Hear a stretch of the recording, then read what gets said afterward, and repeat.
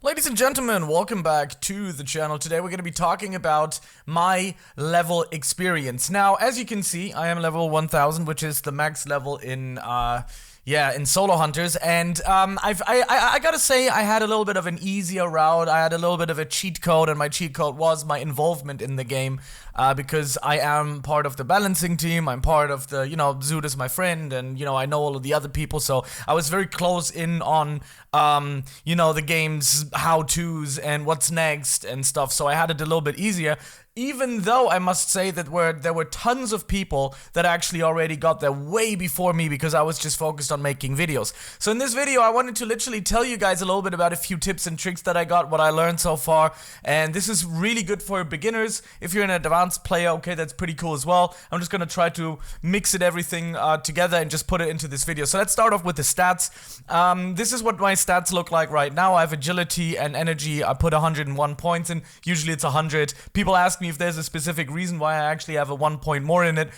There's not, because I always put in 100 and there was already one in there, so it got up to 100.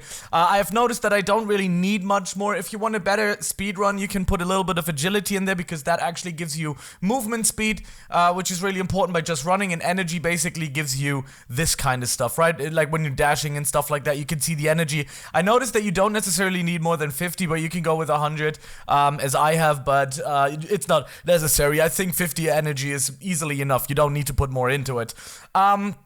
Of course, strength is still the meta right now, especially when you're using the Thunder Axe. The Thunder Axe is extremely powerful.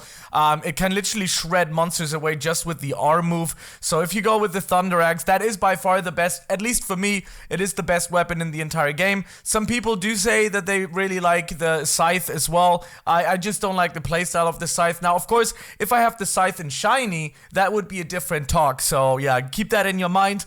If you can get yourself a shiny Scythe, it's really good for damage, and you can also do the Igris Boss quite fast and also solo it. Okay, so the Thunder Axe is my favorite weapon currently. At least it is for farming. Now, not for boss hunting, but for farming. I think the Thunder Axe is really, really good. If you can get it shiny, that's even better. You need 3 of the same kind. And of course, some people have asked me, how do you get these kind of stats here? You see S plus here, you see A plus, you see B plus. Basically, what you gotta do is you gotta get these stat crystals. You can get the stat crystals by, I think, also by defeating the Igris Boss. I'm going to show you in a second on how to get there and stuff like that. But yeah, if you press on use, then you can actually use the weapon that you want. You put the weapon in there, you just click select, and then you can literally start re-rolling. And let's see what we get here. We can actually reroll. By the way, these are stat cubes. You can get them to reroll one singular one. So if you get an S plus here and you just want to reroll this one, for example, you get yourself the stat cube. The stat cube you can get by the merchant, which is right over here in the main lobby area. This is actually selling. That's not right. So in here, there's the vending machine, and you can see you can buy yourself some items. Down here is a perfect stat cube. I actually always thought that the stat cube was to reset your stats, but it's not. Also here, the stat crystal, this is also where you can get them to actually re-roll them as well, which I just showed you. Another really important thing is, let's go quickly to the stats here. The classes re-rolls. Right now, I think the assassin got buffed a little bit. I'm not too sure actually. But right now, if I'd be you, I would literally go for the for assassin or for the tank. Makes more sense. Tank is much better for sword, and since we're in the sword meta anyways, I'd say that that's good. But I got the assassin out because I know that there should be a change in the assassin. There should be a buff in the assassin, so I'm just waiting that out. That's why I still have it. So if you have assassins, just keep it for now. There's not a huge change between tank and assassin anyway, so maybe there's like 20, 30, 40%, depending on where assassin actually is right now, which I don't know, but yeah, it's not really necessary. Just assassin or tank will completely be fine. People have asked me, how do you get magic damage? Well, obviously, slotting into magic power.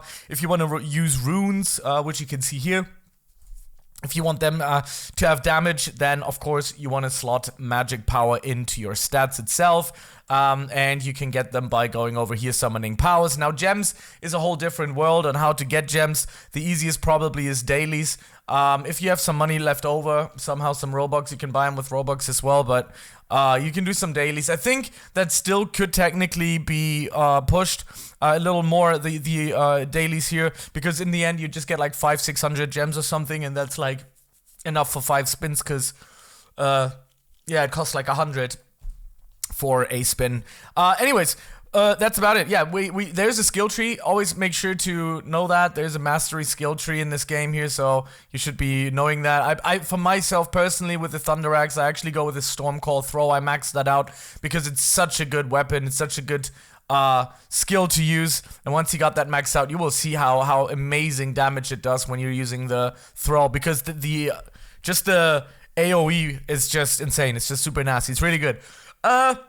Okay, let's talk about the Igris Boss, because once you get like to level 5, 6, 7, 800, 900, you want to start doing the Igris Boss, because there's some specific stuff that you can use. By the way, I'm using, with Assassin here, I'm using the F move to actually run faster. That's like one of the fastest ways to travel in the game, so I use that. By the way, over here as well, there's some crafting. I made a video, it's on my channel, the full crafting guide on which ones are actually worth to invest, so make sure to check that out. Okay, so let's go to the Igris Boss. I don't know if you're there yet, level-wise or something, but the Igris Boss is you're gonna go all the way down here. Gonna go all the way up here. Good thing is you can use your wheel spin as well. It kind of like gets you faster up like the hill and stuff like that. So you can use a wheel spin. You will see that once you die, you have to go back to the Igris Boss very fast, and that's like the best way to do it. That's why I like Assassin as well, just for the speed buff. I think it should have a speed buff in general, Assassin, because Assassins need to be fast, right? Once you got here, by the way, it is in the map. I've already covered this, by the way, if you haven't seen the video, but I already covered it. It is right over here. You start, and then you just walk through the cave, and then you're where I am right now. Igris Boss is good, so keep doing that, but we're not gonna go and talk about that now. I'm gonna do respawn here. I wanted to talk about the best way to level up in the game as well. Is the jungle. I'm gonna show you the jungle. Is basically when you start at the minimap and you go all the way down here, right under the bridge. This was like the key moment to remembering it without. Oh, by the way, these are supercharged portals. They sometimes happen, and they're really, really good. They give you a lot of EXP, but since I don't need that anymore, I don't need to do them. But I always had a nice anchor point when you look at the bridge here. There's like this one bridge. Every time you get out here, you see this bridge, because under the bridge is always going to be the spider cave and the titles. The titles are going to be here on this side as well. As you can see, as far as I know, there's no titles right now. There are, but since I'm a tester, there's no testing title right now, so yeah. Anyways, you run down all the way and you can immediately see the jungle. I can show you the map here as well. So this is what it looks like on the map. Right there, this is going to be the jungle. It actually shows you. You can go here. And the jungle is just good for many, many reasons. It's faster. It gives a lot of EXP. It feels like that the specific areas are all still very unbalanced. So you can actually get here since power level 11,000, which is fairly less. That's not a lot actually in the game. So once you can get there, you go in here, you just run the gauntlet. You go from here to 20, then you go from 20 to 17, 20, 23, 26, and you can level up all the way up in level 1000 here. Another tip that I can give you is that the Igris Boss drops a ton. And I mean a ton of levels. So if you have higher level friends and you can ask them, hey, do we want to do some Igris Boss farming? Usually there's always someone somewhere there, and you can just hit the boss a little bit. You don't need to kill him or something, just hit him a little bit, and you're gonna get yourself a ton of EXP. So once you take him out once, you might get like 30, 40 levels, which is insane. And you also have a chance of getting really good items here as well. So the full set, the commander set is really good. There's like a passive that gives you fire damage, like tick damage over time. As far as I believe, it's really good. Really, really good stuff. And then also the sword. The sword recently was buffed. I actually talked to the owners about it, and I said that, yeah, that it definitely needs a buff, and they immediately applied it. So Molt actually immediately worked on a buff. Igris Boss, best level farm method currently of the game. Now, before this video ends, I wanted to quickly tell you a few things that we could possibly, you know, see in the future. I know that they're working on a location spawn system, so we don't always have to run all the way from the spawn all the way up here, up the thingy, up that. So like a location saving point system is going to be implemented, I'm pretty sure.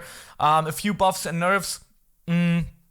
And right now, a new team was opened up, which is called Molt's team. I was recently added to that, and I basically, this is like a team where people use like ideas that they can throw in there and stuff like that. I haven't heard of any release date of a new update. But I also have to say that I haven't been online very much, so The last 2 days I've been basically gone. I had to take a little bit of time off for some video making because just sometimes it just gets to your head, and you know, sometimes I have good and bad days with my chronic ill disease, and the 2 days before was just wasn't good. Anyways, good. That's what we got. This is the first part. I'm gonna do a few other parts on, especially like weapon leveling up and mastery and specific weapons. So be aware that there's gonna be some stuff towards solo hunters, and I really hope that you guys enjoyed this one, this little mini series. Probably make like 3 to 4 parts out of this one. Anyways, thank you very much for watching. I'll see you on the next one. Bye.